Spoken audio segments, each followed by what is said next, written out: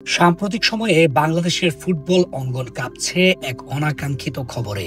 বিশ্ব ফুটবলের নিয়ন্ত্রক সংস্থা ফিফা এর নিষেধাজ্ঞা নেমে এসেছে দেশের বেশ কয়েকটি ঐতিহ্যবাহী ও শীর্ষস্থানীয় ক্লাবের ওপর। এই নিষেধাজ্ঞার মূল কারণ একটি চুক্তিবদ্ধ বিদেশি খেলোয়াড় ও কোচদের বকেয়া পারিশ্রমিক পরিশোধে ব্যর্থতা। দেশের ফুটবলের জন্য এটি শুধু আর্থিক সংকট নয়, বরং আন্তর্জাতিক অঙ্গনেও ভাবমূর্তি নষ্ট হওয়ার এক গুরুতর বার্তা। প্রথম সারির ক্লাবগুলোর মধ্যে Dhaka Abahani limited, Mohammedan sporting club এবং বর্তমান চ্যাম্পিয়ন বসুন্ধরা কিংসও এই নিষেধাজ্ঞার কবলে পড়েছে। সূত্রমতে আবাহনীর বিরুদ্ধে অভিযোগ এনেছেন কমপক্ষে 3 জন বিদেশি ফুটবলার, যারা চুক্তি বাতিল হওয়ার পরও প্রাপ্য অর্থ পাননি। অন্যদিকে মোহামেডানকে নিষেধাজ্ঞার মুখে পড়তে হয়েছে ইরানি ফুটবলার মেইসাম শাহ জাহেদের বকেয়া পারিশ্রমিক প্রায় $60,000 পরিশোধ করতে না পারায়। বকেয়া পরিশোধ না করায় বসুন্ধরা কিংসের উপর একাধিক 5টি নিষেধাজ্ঞা এখনো বহাল রয়েছে। এছাড়াও শেখ জামাল ধানমন্ডি ক্লাবের উপরও নিষেধাজ্ঞা রয়েছে। এই নিষেধাজ্ঞা ক্লাবগুলোর জন্য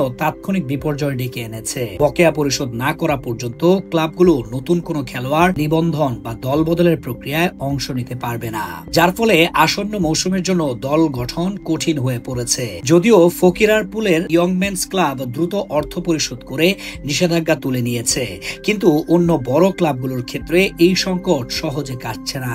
বাংলাদেশের ক্লাবগুলোর বারংবার এই ধরনের আন্তর্জাতিক নিষেধাজ্ঞায় পড়া দেশের ফুটবলের দুর্বল আর্থিক কাঠামো এবং প্রশাসনিক অব্যবস্থাপনাকে চোখে আঙুল দিয়ে দেখিয়ে দেয়। এটি শুধু স্থানীয় ফুটবলেই নয়, বিশ্ব ফুটবলেও বাংলাদেশের ক্লাবগুলোর প্রতি একটি নেতিবাচক ধারণা তৈরি করছে। বকেয়া দ্রুত পরিশোধ করে নিষেধাজ্ঞা প্রত্যাহারের মাধ্যমে কেবল এই ক্লাবগুলো তাদের হারানো গৌরব এবং ভাবমূর্তি পুনরুদ্ধার করতে পারবে।